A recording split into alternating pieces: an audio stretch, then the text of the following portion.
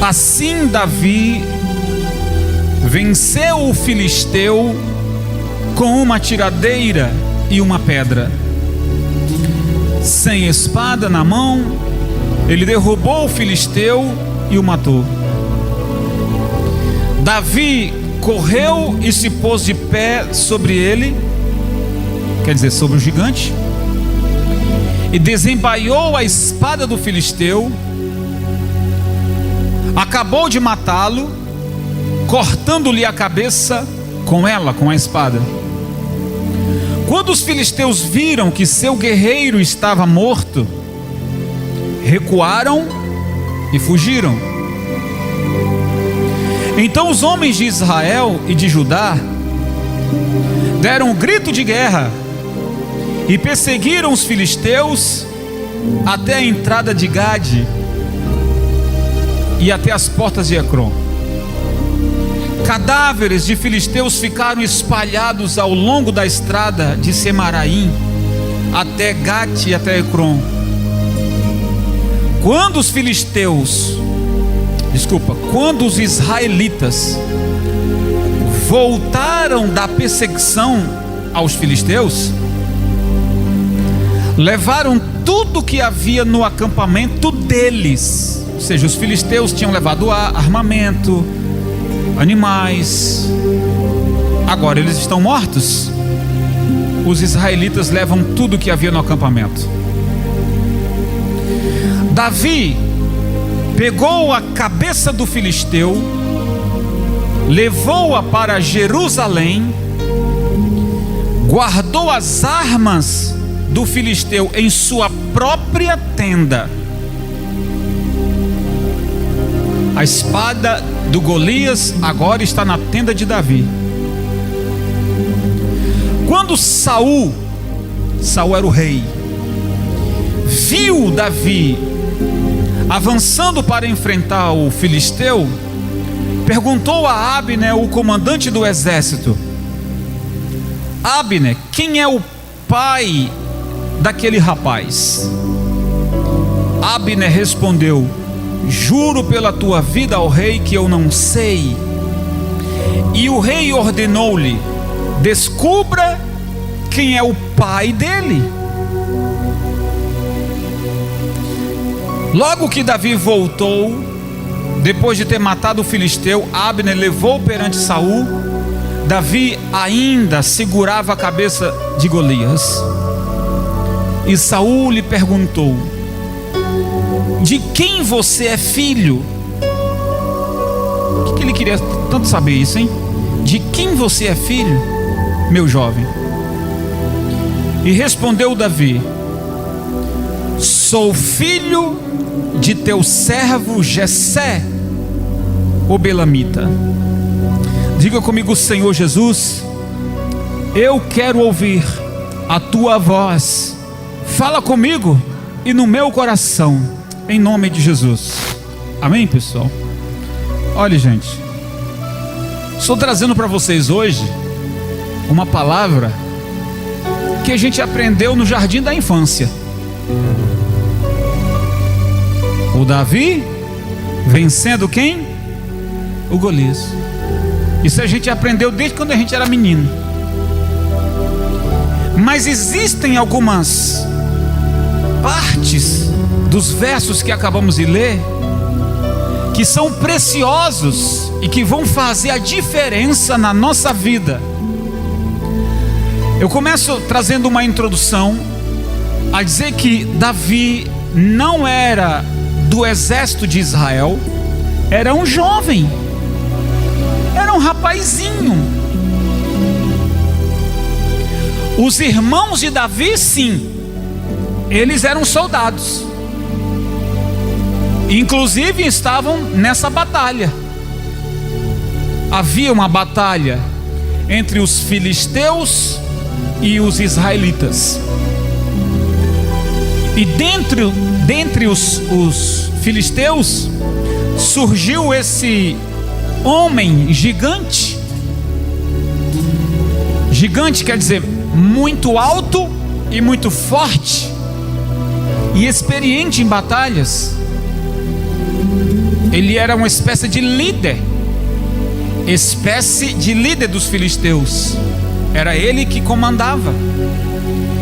E então ele diz para os israelitas: não tem alguém aí que possa lutar contra mim? Vamos a um duelo.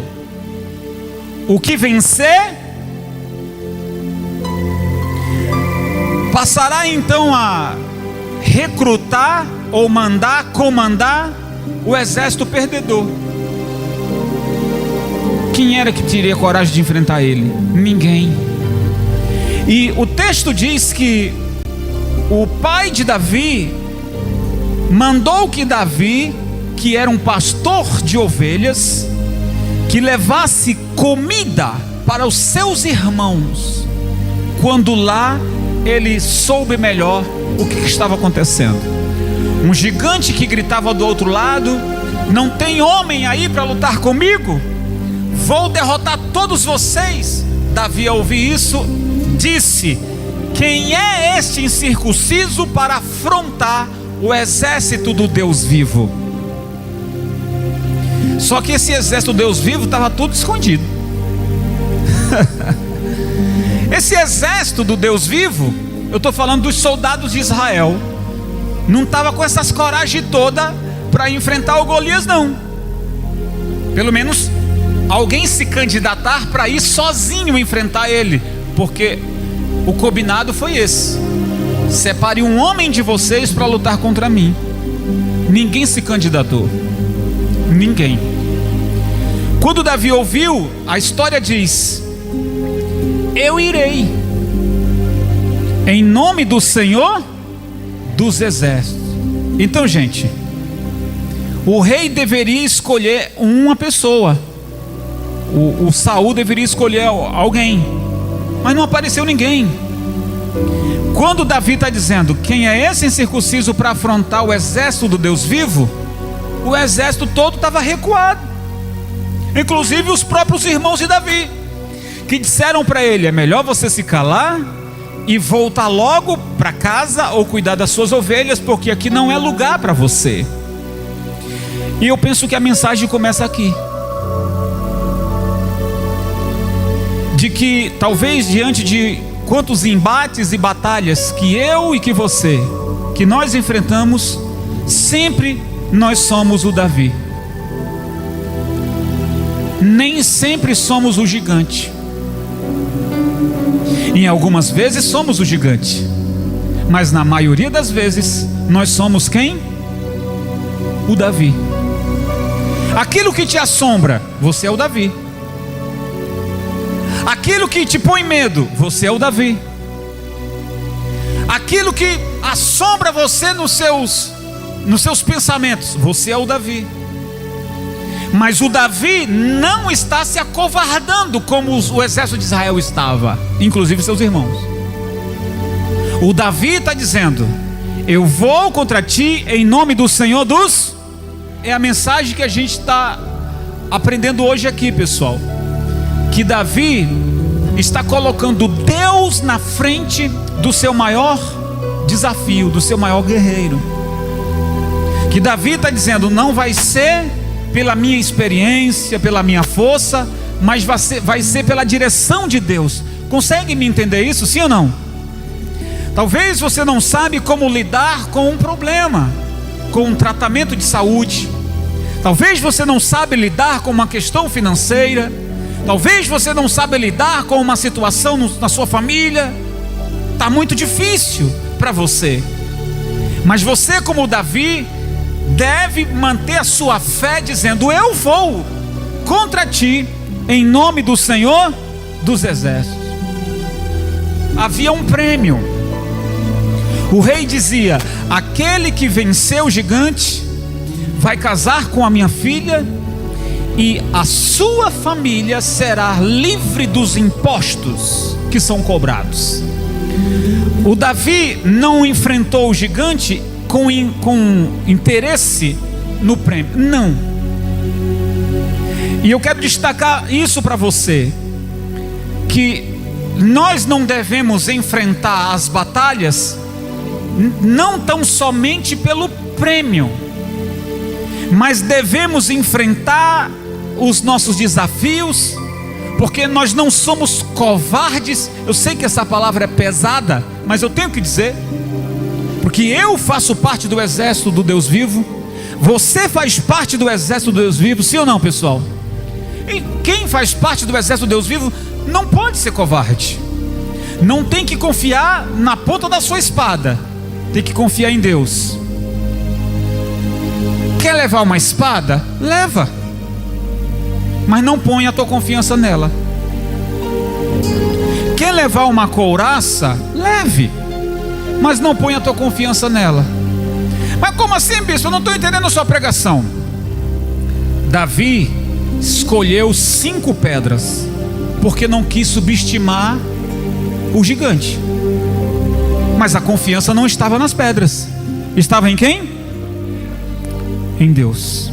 Então, pessoal, eu quero destacar para vocês aqui pelo menos 3 pontos, para a gente entender o segredo das vitórias. Eu quero colocar no plural, porque não foi só uma, foram várias. O segredo das vitórias de Davi. A gente sempre quer ver um testemunho, ter um exemplo de alguém que deu certo. A gente sempre quer imitar alguém que tem dado frutos. E eu estou falando aqui espiritualmente falando, pessoal. Eu não estou falando aqui de dinheiro e coisas materiais, porque todos aqueles sorrisos lá do Instagram, 99% é tudo mentira. Não tem a pessoa bate lá foto lá e bota no Instagram que não sei o que, aquela, quem vê diz assim: poxa, que família abençoada, poxa, que pessoa abençoada. Na grande maioria é só uma imagem. Então a nossa fé não tem que ir por isso. Eu quero ser igual essa pessoa. Não, a gente tem que ir pelos frutos. E os frutos, eu estou falando no campo da espiritualidade. Eu vou repetir de novo para você aprender.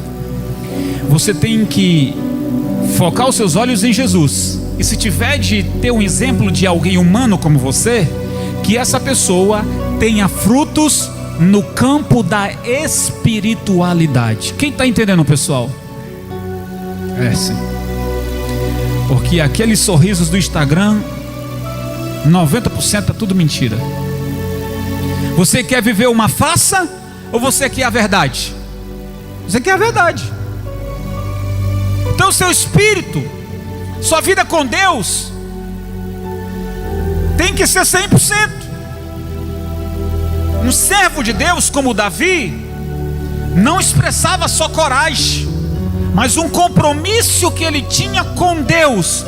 O coração de Davi pertencia a Deus. Então eu começo a destacar o primeiro ponto. O coração de Davi pertencia a quem? Abre aí, 1 Samuel, capítulo 16 e o verso 6. Eu disse 1 Samuel, capítulo 16 e o verso 6. Diz assim, ó: quando chegaram, Samuel viu Eliabe. O profeta Samuel viu Eliabe. Eliabe era o irmão de Davi. E ele pensou, o profeta pensou: com certeza este aqui é o que o Senhor quer ungir. O Senhor, contudo, disse ao profeta Samuel: não olhe para onde, gente? Está vendo aí? Não olhe para o Instagram. Não olhe para o quê? Para a aparência. Não olhe, é o Senhor que está dizendo, sou eu não. Não olhe para o quê? Não olhe para a aparência. Olha aqui para mim, só um instante, pessoal. Ei, o Eliabe, o irmão de Davi, era um homem bonito, forte, uma elegância, uma vitalidade. O irmão de Davi. Eu estou falando do irmão de Davi, o Eliabe. Era um homem saudável, forte, Senhor tinha mandado o profeta Samuel na casa de Jessé para ungir um dos filhos de Jessé a rei. Quando o profeta olhou para Eliabe, ele já olhou para o Instagram do Eliabe e disse: é esse aí. E o Senhor disse: não é esse. Não olhe para a aparência. Como é que é? Não considere a sua aparência, nem a sua altura, pois eu o rejeitei. Está vendo, gente, como a gente se engana? A gente se engana, sim ou não? A gente se engana aí, ó. O Senhor está dizendo aí, ó: não considere a aparência, porque eu rejeitei. O Senhor não vê como o homem. O homem vê o quê? A aparência. Mas o Senhor vê o quê? Então Davi tinha um coração consagrado a quem? O coração de Davi. Então são 3 pontos que eu quero destacar. E o primeiro ponto é: Davi tinha um coração consagrado a Deus. Não esqueça desse primeiro ponto. O que é ter um coração consagrado a Deus? Coração, pessoal, não é o órgão, tá? Não é o órgão que injeta, que faz o sangue pulsar. Não é o órgão físico. Mas o coração aqui são os nossos pensamentos. O que é que a gente alimenta a nossa? Que tipo de pensamento a gente está alimentando a nossa alma? Que tipo de pensamentos estamos alimentando a nossa alma? Se uma pessoa vive triste, amargurada, tem medo de tudo, se isola, certamente os pensamentos dela estão alimentando a alma dela com aquilo. Então ela se fechou àquela prisão espiritual. Mas uma pessoa que vive com problemas, situações difíceis, mas sempre está de cabeça erguida dizendo: eu vou vencer porque Deus é comigo. Tem um gigante querendo me derrotar, mas eu não caí, não vou cair, eu vou vencer. Você está fazendo o que? Alimentando a sua alma, não apenas com pensamentos positivos, mas com a presença de Deus. Eu estou orando, eu estou na igreja, eu estou jejuando, eu estou sendo fiel a Deus. Isso é ter um coração consagrado a quem? Pessoal, mais simples como estou sendo aqui, se você não entender, misericórdia. Ter um coração consagrado a Deus é alguém que tem a capacidade de superar crises. É difícil, bispo, mas supera. Não com a sua capacidade própria, mas na busca a esse Deus. O Senhor é a minha força, o Senhor é o meu alimento, o Senhor é a minha água, o Senhor é a minha energia, o Senhor é a força que há dentro de mim. Se eu busco, eu tenho. Se eu não busco, eu sou fraco. E aí eu vou viver murmurando. Murmurar é reclamar. E me dá um nervoso quando alguém começa a reclamar perto de mim, porque esse negócio é triste. Abra sua boca para declarar que vai mudar. Amém? Abra sua boca para dizer: eu vou vencer. Abra sua boca para declarar que amanhã será diferente. Mas o tempo todo falando um monte de besteira e bobagens, sai de perto, gente, porque faz mal até você. Quando Davi chega perto dos seus irmãos, ouve-se uma palavra negativa deles, mas ele, que tinha um coração consagrado a Deus, disse: eu vou, em nome do Senhor. É diferente, não é? E os irmãos que eram soldados, tudo escondido dentro da armata, escondido. Os que eram guerreiros estavam escondidos, e o que não era guerreiro disse: eu vou, em nome do Senhor dos Exércitos. Segundo ponto, Davi buscava a face do Senhor. Eu quero levar você em Salmos Abre aí, Salmos capítulo 27.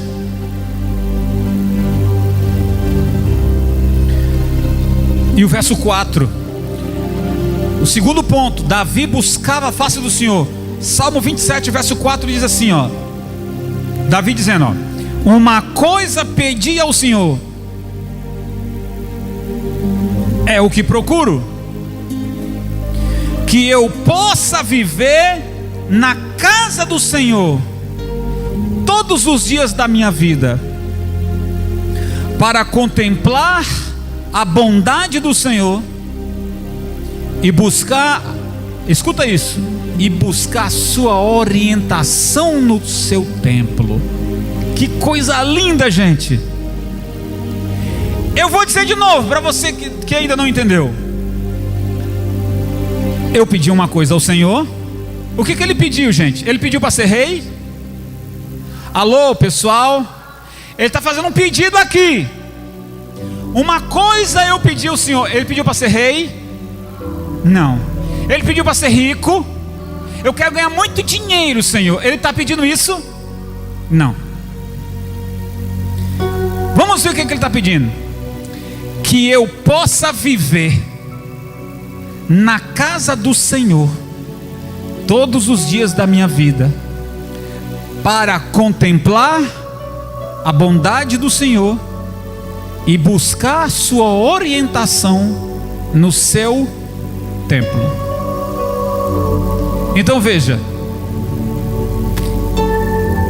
morar na casa do Senhor, você não consegue estar aqui todo dia,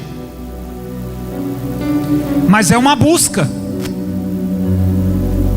Você tem o seu trabalho, você não pode estar aqui todo dia. Tem gente que, se pudesse, trazia até a rede ou a cama. Mas você tem seus filhos, seu marido, compromissos e tal, que você não pode deixar ao léu. Mas também você não pode desprezar as coisas de Deus. E Davi está dizendo o seguinte: eu sou um homem que cuido das ovelhas de meu pai, eu tenho tarefas. O povo antigo do interior dizia, né? Eu tenho uma tarefa é uma roça. Eu tenho duas tarefas eram duas roças. Quantas tarefas você tem? Davi tinha várias tarefas, mas ele está pedindo uma coisa ao Senhor: eu quero viver. Eu quero o quê? Eu quero viver para poder estar na casa do Senhor e contemplar os seus feitos todos os dias e buscar a sua orientação no seu templo. Buscar a sua orientação no seu templo. O que é isso, gente? O templo pode ser o físico. Aqui, na verdade, o templo aqui físico é uma faculdade, é uma escola. É uma escola, é uma faculdade, é um hospital, é uma enfermaria, não é? É isso aqui. É um lugar onde a gente se reúne para a gente orar e manifestar a nossa fé e sem ser interrompido por alguém. Mas também vir aqui para ouvir a sua orientação. Olha a orientação que você está recebendo nesse exato momento. Tem gente que prefere buscar orientação no coach. Vai vir um coach em Fortaleza e você tem que pagar um ingresso, uma entrada, né? Esses dias até eu estava ouvindo, o Wake Batista vai vir para cá e vai dar uma palestra, não sei de que, eu já reservei meu ingresso. E a gente chama uma pessoa dessa para vir na igreja, para receber a orientação do Senhor, e ela não vem. Ela vai para o Wake Batista, mas ela não vem no templo. E lá ainda tem que pagar para entrar. E ela ainda paga para entrar lá. Mas no templo ela não vem. Então o segundo ponto de uma vida de sucesso de Davi, estou falando igual um coach, né? Mas não sou não. O sucesso da vida de Davi, o primeiro ponto era que ele tinha um coração que pertencia a Deus. E o segundo ponto, o seu coração era consagrado a quem? A Deus. Isso são coisas que a gente aprendeu na infância, no jardim da infância, mas que a gente despreza. A gente sempre quer ir no oba-oba, e a gente não quer colocar em prática aquilo que está diante dos nossos olhos todos os dias. Eu sei que você já leu o Salmo 27 centenas de vezes. Terceiro ponto para a gente terminar, pessoal. Ele não confiava em si próprio, e sim eu estou falando algo forte aqui. Ele não confiava em si próprio. Ele confiava em quem? Abra a tua Bíblia, 1 Samuel capítulo 17 e o verso 45, para terminar. 1 Samuel capítulo 17, verso 45 diz assim, para a gente terminar: E Davi disse ao filisteu: Você vem contra mim com espada, com lança e com escudo, mas eu vou contra você em nome do Senhor dos Exércitos, o Deus dos exércitos de Israel, a quem você desafiou. Olha o segredo que Davi está dizendo. Você não está desafiando a mim, você está desafiando quem? Deus. Versículo 54, verso 54. Davi pegou a cabeça do filisteu, levou-a para Jerusalém e guardou as armas do filisteu em sua própria tenda. Ele matou o filisteu com uma pedra.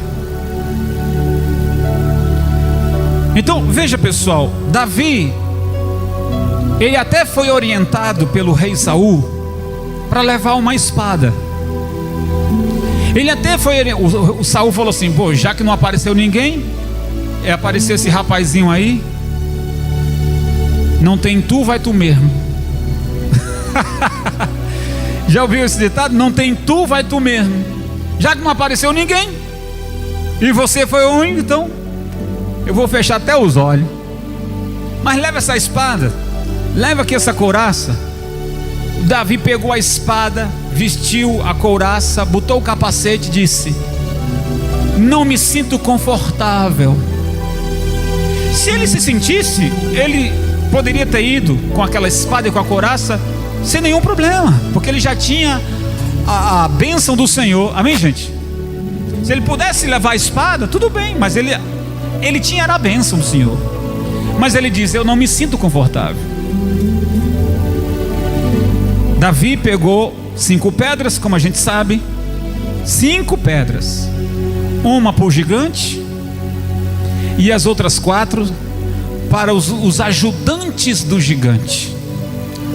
Um ajudava a segurar a lança, o outro ajudava a segurar não sei o que, o outro levava água. Davi levou 5, uma para o gigante e as outras 4 para os amigos dele, que estavam perto dos auxiliares dele. Quando Davi joga a pedra, que o gigante cai, os ajudantes, os auxiliares do gigante não acreditam no que vê. Eles saem correndo, deixando tudo para trás. O gigante tombou, caiu. Os auxiliares saíram correndo. O exército que estava distante fugiram, mas foram alcançados pelo exército de Israel. O exército de Israel não tinha medo dos filisteus, tinha medo do gigante. Mas agora, se o gigante está caído, os inimigos começam a fugir, mas foram alcançados, como diz o texto. O Davi arranca a cabeça, pega a arma do gigante e leva para sua própria casa. E agora, para terminar mesmo, o texto que lemos diz que o rei Saul disse ao comandante Abner: estou impressionado diga-me, quem é o pai desse jovem? E perguntou 1, 2, 3 vezes. Eu não sei quem é o pai desse jovem. E olhe que Davi, pessoal, ele não era um estranho para Saul. Para não me alongar, mas quero apenas lançar para você que Davi não era um estranho, porque Davi já frequentava o palácio várias vezes para tocar a harpa. E o texto diz que uma comitiva vai até a casa de Jessé, porque disseram que um dos seus filhos tocava harpa. Porque o rei Saul, nas suas perturbações, alguém orientou: traga alguém aqui que toque bem uma harpa, para que o rei se acalme. O rei anda muito nervoso. Não era nervoso não, era demônio. E vai uma comitiva do rei até a casa de Jessé para levar Davi para tocar para o rei. Então Davi não era um estranho. Quem está me entendendo, pessoal? Mas o rei diz: quem é o pai desse rapaz? Mas por que a pergunta? Porque ele queria saber com quem Davi tinha treinado para se tornar um rapaz tão corajoso, tão habilidoso. Veja que o homem sempre está batendo na parte errada, né?